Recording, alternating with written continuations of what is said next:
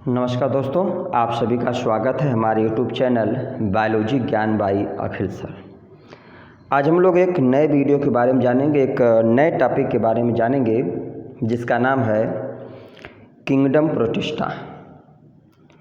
तो आज के वीडियो में हम लोग क्या क्या जानेंगे। तो सबसे पहले हम लोग जानेंगे कि ऑर्गेनिज्म को क्लासिफाई करने के लिए कितने या कौन कौन से क्लासिफिकेशन सिस्टम दिए गए हैं। जैसे 2 किंगडम सिस्टम ऑफ क्लासिफिकेशन क्या है, 3 किंगडम सिस्टम ऑफ क्लासिफिकेशन क्या है, 4 किंगडम सिस्टम ऑफ क्लासिफिकेशन क्या है, 5 किंगडम सिस्टम ऑफ क्लासिफिकेशन क्या है और 6 किंगडम सिस्टम ऑफ क्लासिफिकेशन क्या है। हिंदी में देखें तो 2 जगत अवधारणा, 3 जगत अवधारणा, 4 जगत अवधारणा, 5 जगत अवधारणा और 6 जगत अवधारणा क्या है, और किन किन वैज्ञानिकों ने और किस सन में दिया था। और इनमें सबसे इम्पॉर्टेंट एग्ज़ाम की दृष्टि से जो है वो 5 जगत अवधारणा किसने दिया था और किस किस जो कि किंगडम में ग्रुप में इन्होंने जो कि डिवाइड किया। इसके बाद जानेंगे कि प्रोटिस्टा शब्द का यूज किसने किया था, प्रोटिस्टा में किस प्रकार के ऑर्गेनिज्म को रखा गया है, प्रोटिस्टा ग्रुप के जो ऑर्गेनिज्म है उनको कितने सब ग्रुप में डिवाइड किया गया है, और प्रोटिस्टा जो ग्रुप है, किंगडम है, उसकी प्रमुख विशेषताएं कौन कौन सी, उसमें हम लोग 10 पॉइंट में जानेंगे। देखिए, सबसे पहले अगर हम लोग देखें तो ऑर्गेनिज्म को क्लासिफाई करने के लिए 2 जगत अवधारणा या 2 किंगडम सिस्टम ऑफ क्लासिफिकेशन दिया गया है। किसने दिया था? तो देखो, इसको हम लोग तीसरे पॉइंट में लिखे। यहाँ पे बहुत समराइज ढंग से केवल एक हिंट है समझने के लिए। सबसे पहले 2 जगत अवधारणा, यहाँ पे 2 लिखा हुआ तो मतलब 2 जगत अवधारणा को किसने दिया था? कैरोलस लीनियस साहब ने दिया था। कब दिया था? 1735 में। तो लीनियस साहब ने पूरे लिविंग वर्ल्ड को 2 ग्रुप में बांटा था, प्लांटी और एनिमलिया, पादप जगत और जंतु जगत। इसके बाद 3 जगत अवधारणा आया, तो 3 किंगडम सिस्टम ऑफ क्लासिफिकेशन को किसने दिया था? आंसर इसका है अर्नेस्ट हैकेल साहब ने दिया था। कब दिया था? 1866 में दिया था। अब एक बहुत इंपॉर्टेंट प्रश्न में कई बार पूछा गया कि जो 3 जगत अवधारणा था तो उसमें अर्नेस्ट हैकेल साहब ने किस किंगडम को ऐड किया था, जोड़ा था। तो अभी हम लोग पढ़े प्लांटी और एनिमलिया को लीनियस साहब ने दिया था, तो जस्ट इसके बाद प्रोटिस्टा जो किंगडम को ऐड किया गया था, तो मतलब प्रोटिस्टा किंगडम को किस वैज्ञानिक ने ऐड किया था? तो अर्नेस्ट हैकेल साहब ने 1866 में ऐड किया था। फिर आता है 4 किंगडम सिस्टम ऑफ क्लासिफिकेशन, 4 जगत अवधारणा। 4 जगत अवधारणा को किस वैज्ञानिक ने दिया था? तो 4 जगत अवधारणा को कोपलैंड नामक वैज्ञानिक ने दिया था। कब दिया था? 1938 में। अब फिर एक प्रश्न यहाँ पे है कि कोपलैंड साहब ने किस किंगडम को ऐड किया था? तो प्रोटिस्टा तक हम लोग पढ़ लिए, मतलब मोनेरा जो मतलब किंगडम है, मोनेरा किंगडम को जोड़ने का श्रेय किसको जाता है? तो हम लोग क्या बताएंगे? कोपलैंड साहब को। इसके बाद आया 5 किंगडम सिस्टम ऑफ क्लासिफिकेशन, 5 जगत अवधारणा। 5 जगत अवधारणा को R.H. विटेकर साहब ने 1969 में दिया था। तो विटेकर साहब ने किस ग्रुप को, किस जो कि किंगडम को ऐड किया था? तो विटेकर साहब जो थे वो उन्होंने फंजाई को यूज किया था। फंजाई किंगडम एक अलग वहाँ पे उन्होंने ऐड किया। अभी हम लोग जानेंगे कि इसमें किस ऑर्गेनिज्म को रखा गया है। इसके बाद 6 जगत 6 किंगडम सिस्टम ऑफ क्लासिफिकेशन, 6 जगत अवधारणा आया। 6 जगत अवधारणा को देने का श्रेय कार्ल हूज और उनके साथियों को जाता है। कब दिया था? 1977 में इन्होंने दिया था। तो कार्ल हूज साहब और उनके साथियों ने क्या किया कि जो मोनेरा ग्रुप था, इसी मोनेरा ग्रुप को इन्होंने क्या किया? 2 ग्रुप में बांट दिया, आर्की बैक्टीरिया और यू बैक्टीरिया। आर्की बैक्टीरिया मतलब प्रिमिटिव टाइप के बैक्टीरिया, यू बैक्टीरिया मतलब ट्रू बैक्टीरिया। तो एक कई बार एग्जाम में पूछा हुआ कि R.H. विटेकर साहब के अनुसार जो 5 जगत अवधारणा में उसका सही सीक्वेंस क्या है। अब ऐसे अगर हम लोग देखें तो सबसे पहले क्या था? सबसे पहले जो कि लीनियस साहब ने प्लांटी और एनिमलिया टर्म यूज किया, लेकिन जो सही सीक्वेंस ये है, यहाँ पे जो दिया गया कि सबसे पहले क्या है? मोनेरा वर्ग जो सबसे प्रिमिटिव टाइप का है, फिर प्रोटिस्टा है, फिर फंजाई है, फिर प्लांटी है और फिर एनिमलिया। ये एक करेक्ट सीक्वेंस है।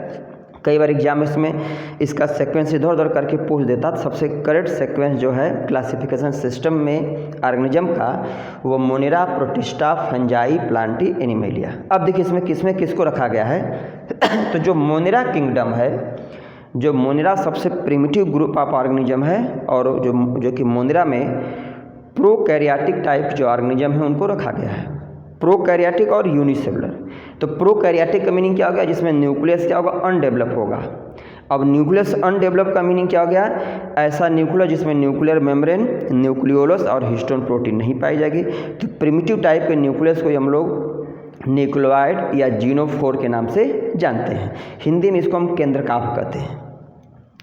प्रोटिस्टा क्या है, तो प्रोटिस्टा में यूनिसेलुलर यूकैरियोटिक ऑर्गेनिज्म को प्रोटिस्टा में रखा गया है। फंजाई क्या है, तो फंजाई में मल्टीसेलुलर और यूकैरियोटिक ऑर्गेनिज्म है।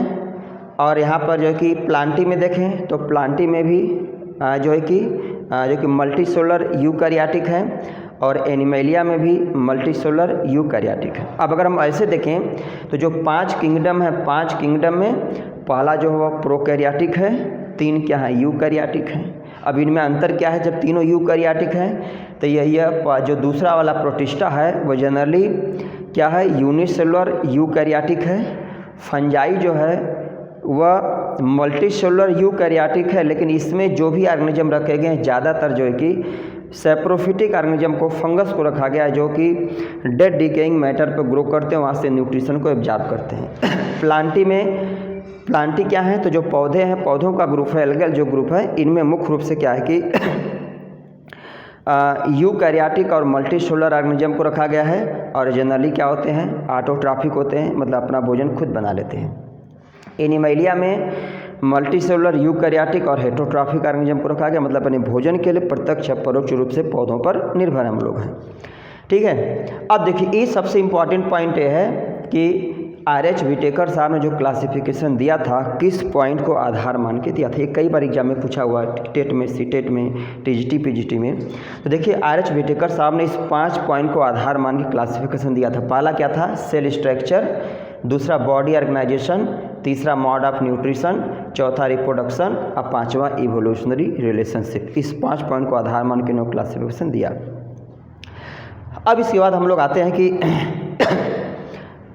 किंगडम प्रोटिस्टा के बारे में डिटेल में जानते हैं। देखिए सबसे पहले किंगडम प्रोटिस्टा के लिए जिस शब्द का यूज किया गया था, उस शब्द का नाम था प्रोटोसिस्टा।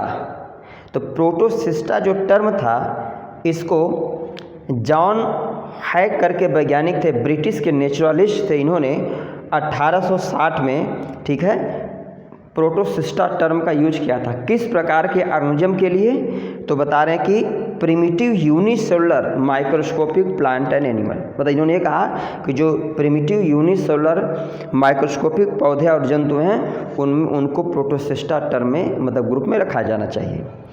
फिर प्रोटिस्टा शब्द का यूज करने का जो श्रेय है सबसे पहले जाता है किसको, तो यहाँ बता रहे हैं जर्मन के बायोलॉजिस्ट हैं अर्नेस्ट हैकल साहब को। अर्नेस्ट हैकल साहब ने प्रोटिस्टा शब्द का उपयोग 1866 में किया था, 1966 में किया था।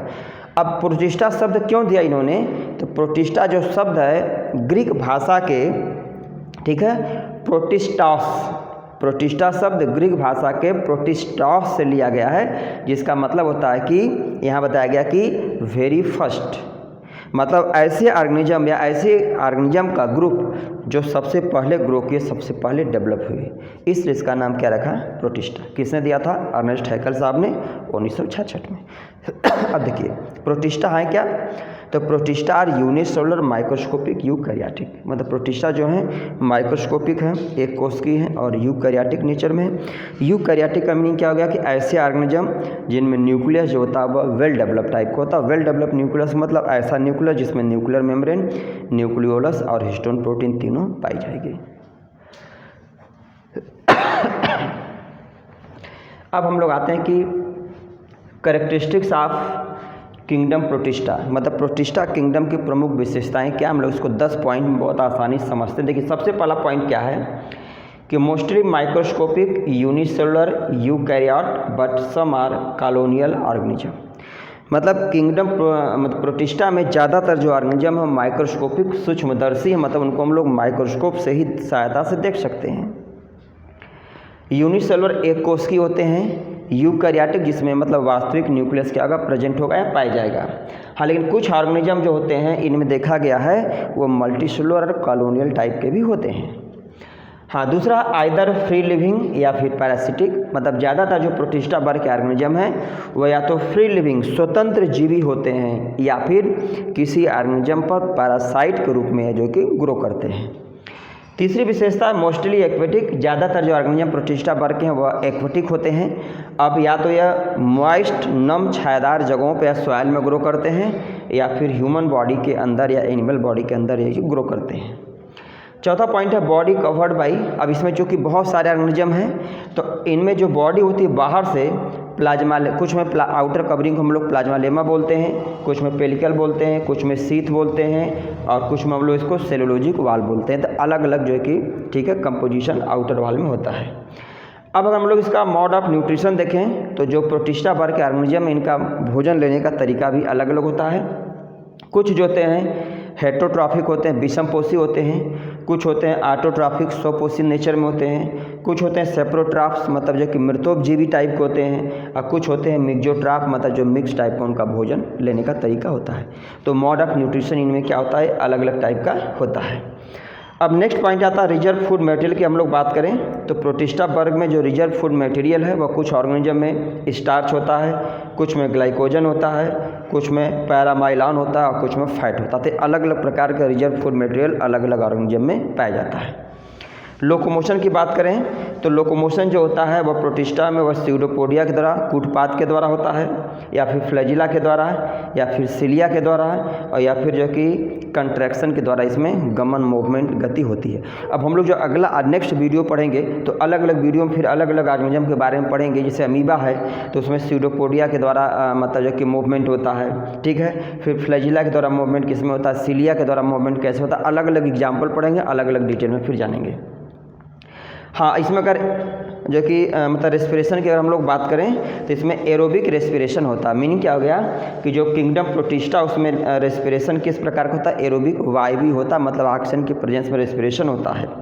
नवा पॉइंट है microtubular arrangement of flagella is 9+2, मतलब फ्लैजिला में माइक्रोट्यूबुल का जो अरेंजमेंट होता है 9+2 होता है। 9+2 का मतलब 9 डबलेट किनारे किनारे होते हैं और 2 डबलेट जो होते हैं वो सेंटर में होते हैं, जिसको 9+2 हम जो कि अरेंज करते हैं। कुछ ऑर्गेनिज्म में 9+0 होता है, मतलब कि 9 डबलेट किनारे किनारे होते हैं और सेंटर में क्या होता है, कोई डबलेट नहीं होता है।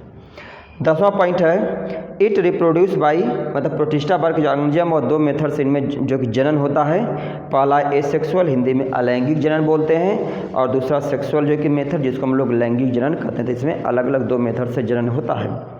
अब हम लोग यहाँ पे देखें अगर तो प्रोटिस्टा वर्ग को 3 ग्रुप में डिवाइड किया गया है। एल्गी मतलब कि प्लांट लाइक प्रोटिस्टा, फिर दूसरा है स्लाइम मोल्ड मतलब फंगस लाइक प्रोटिस्टा, और तीसरा प्रोटोजोवन मतलब एनिमल लाइक प्रोटिस्टा। मतलब जो प्रोटिस्टा वर्ग है उसको फिर 3 ग्रुप में अलग अलग डिवाइड किया गया है।